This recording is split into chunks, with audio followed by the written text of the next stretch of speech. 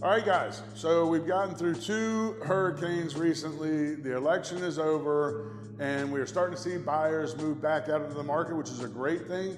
But there is a lot of consternation and a lot of hullabaloo because there were a couple of new laws passed recently throughout the nation for real estate. One of those seems to be a big hang-up.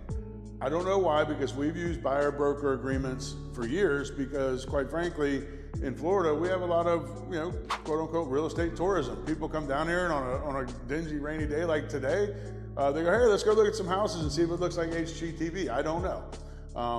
Unfortunately, I don't have the time to take people like that out. I'm a professional, and this is my, my career, my business, and I want to focus all my time on my customers that truly are looking to purchase or sell their homes.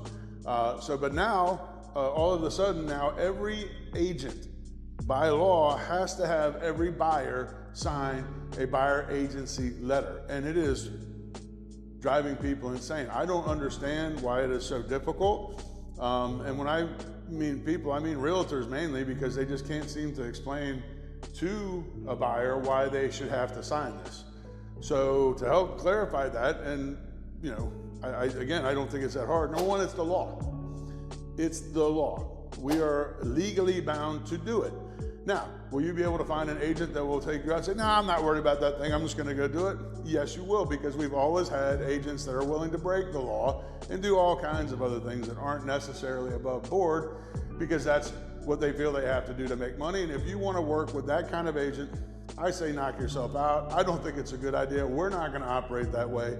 And I think as they crack down on it eventually, when I say eventually, I mean a year or 2 from now, because it's gonna take a little while, we won't have that issue anymore. But the reality of the situation is that we don't have a choice now. We had a choice before, and it was never an issue, at least for myself and my team. But now, as an industry, we don't have a choice.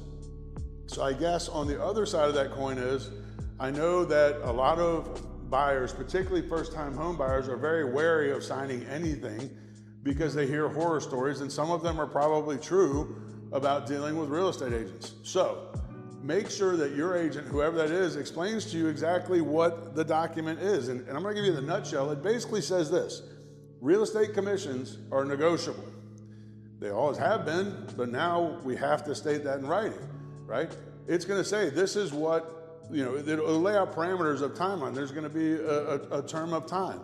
I wouldn't sign one for a year, but on my side, if I'm gonna represent somebody, I'm gonna wanna sign it for, say, a month or 2 weeks at least. Because I'll tell you this, in 2 weeks, we'll know if we are working good together. You'll know if I am doing the job you want me to, and I'll know if I actually wanna work with you, because quite frankly, I have had buyers that I decided not to work with. So that would be my recommendation on that. Start out 2 weeks, right? 2 weeks is plenty of time to establish that relationship.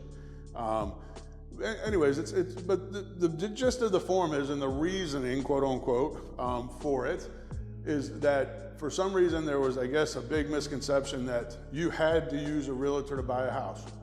You don't. You had to pay a certain commission. You don't. The seller had to pay a certain commission. They don't. The seller has to use a realtor to sell their house. No, they don't. Never have. That's why you have for sale by owners, right? Now, statistics say that using a realtor is going to get you a lot more money at the end of the day in your pocket, right? Which is what most people really care about, net, right? But clarifying the process, I think, is a good thing. Having the public understand it maybe more fully than they did, I think is a good thing.